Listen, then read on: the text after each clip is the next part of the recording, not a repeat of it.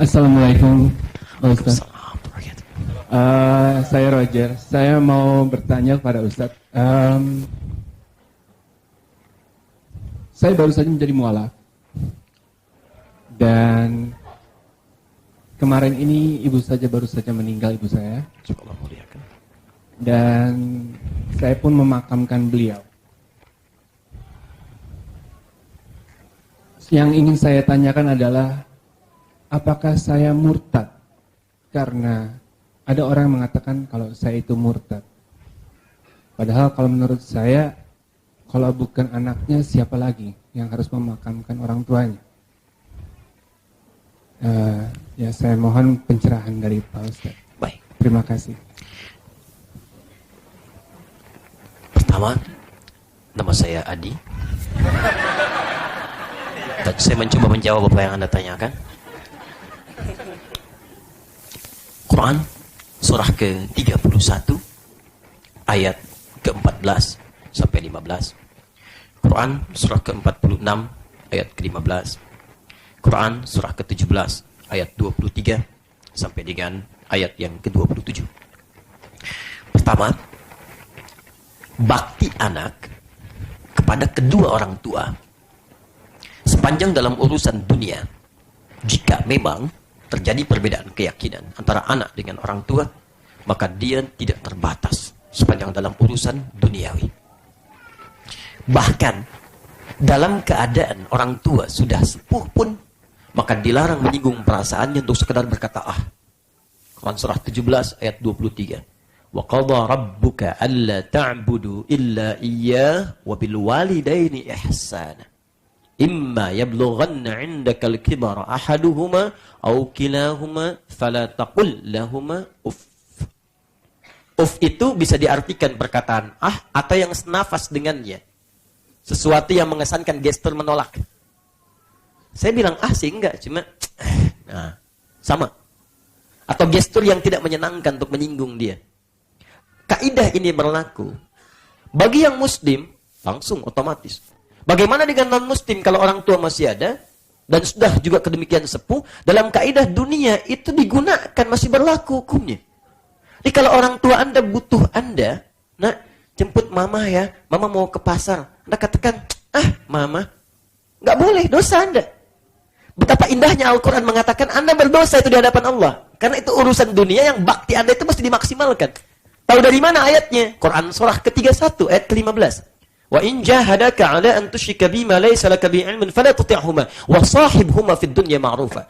Kalau urusan ibadah itu bisa berbeda.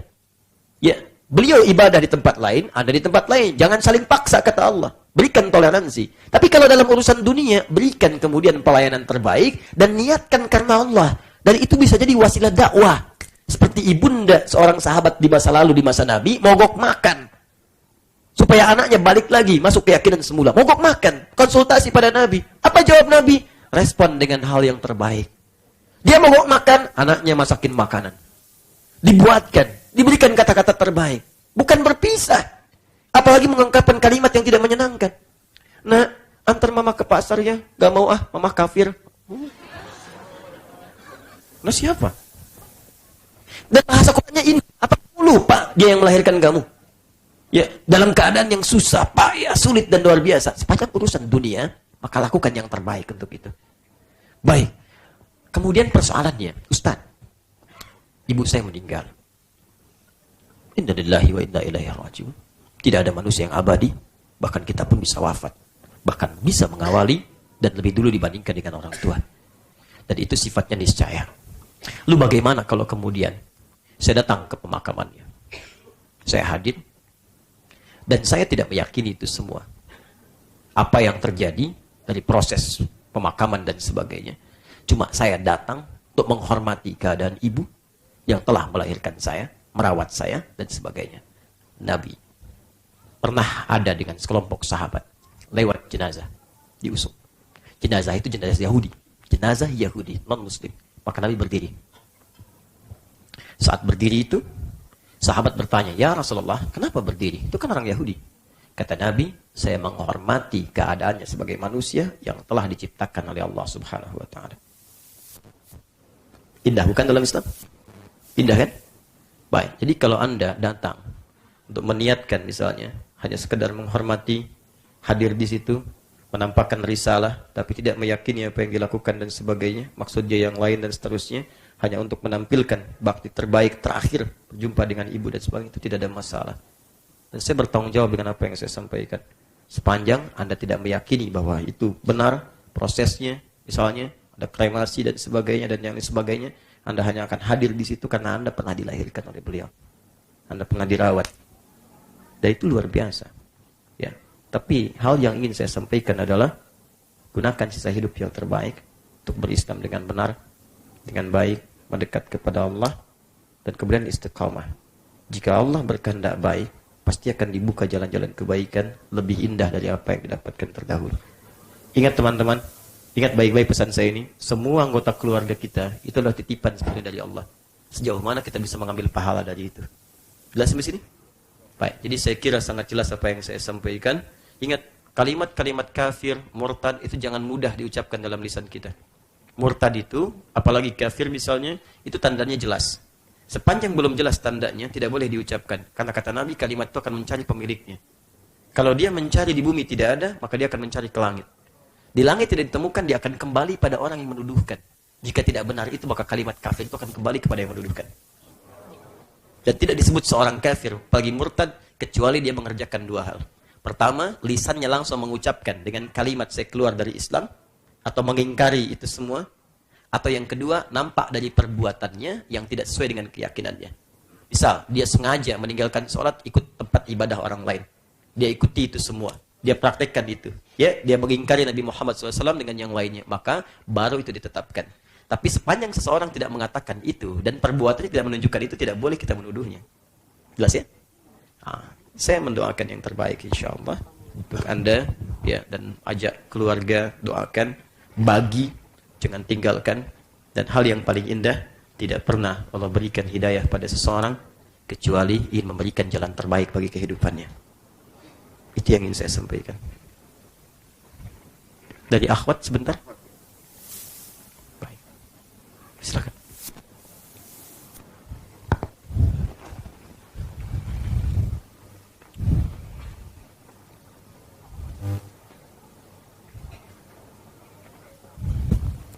Assalamualaikum warahmatullahi wabarakatuh. Assalamualaikum.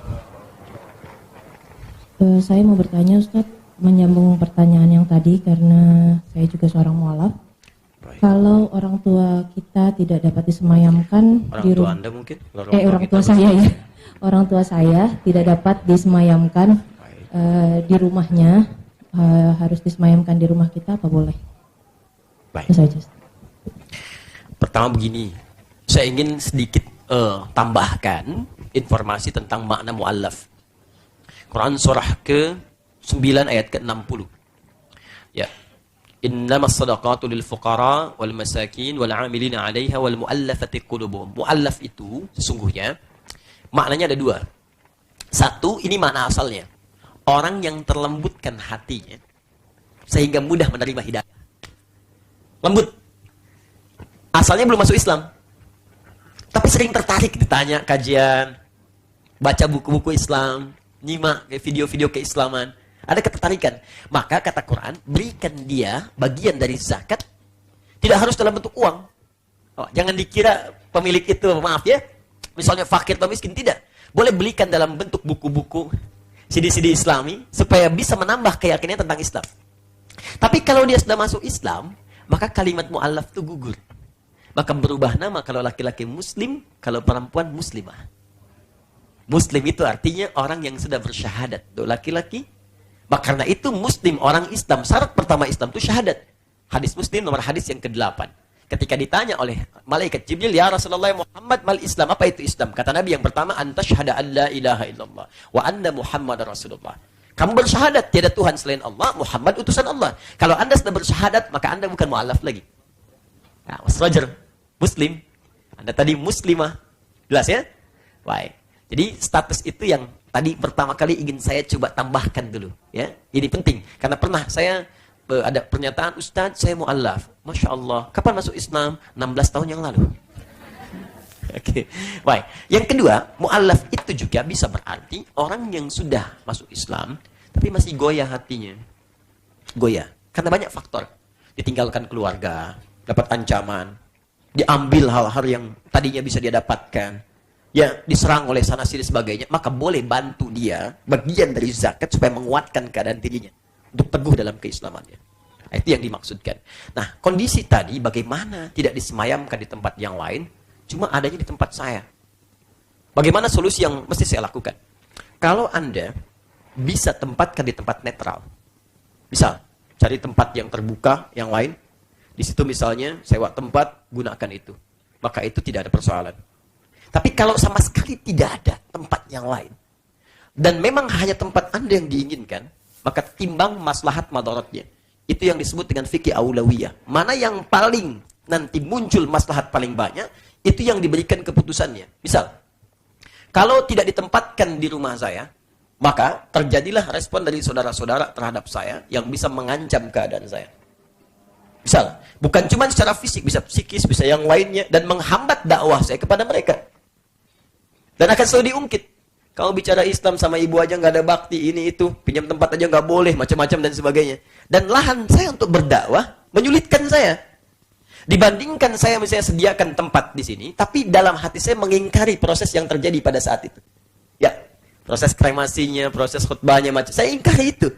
Cuman saya sediakan tempat itu untuk memberikan kemudahan-kemudahan yang dengan ini memberikan wasilah dakwah kepada saya lebih mudah. Ini poinnya. Maka dalam fikih masalihul mursalah, mana yang paling prioritas kita temukan? Kalau seperti ini, maka boleh dilakukan. Silahkan, dengan catatan, kita mengingkari apa yang terjadi di dalam hati kita, dan dari situ jadikan lahan kemudian untuk berdakwah kepada lingkungan sekitar. Jelas di sini? Apa dalilnya Ustaz? Pernah diperkenankan dari kalangan Nasara, juga sebagian dari Yahudi, untuk beribadah di tempat-tempat di area yang saat itu ada kalangan Muslim, bahkan di area sekitaran masjid mereka menunaikannya. Jelas sampai saat ini? Tapi Umar bin Khattab pernah ditawari dekat Palestina untuk sholat di dalam gereja. Umar kemudian menolak. Kenapa? Bukan karena saya tidak bisa melakukannya, tapi khawatir ke depan jadi fitnah dalam kehidupan bagi masyarakat generasi setelah saya. Ini menunjukkan bahwa di tempat-tempat tertentu dalam hal ibadah bagi umat muslim, bukan hanya di masjid, yang lainnya bisa jadi fasilitas.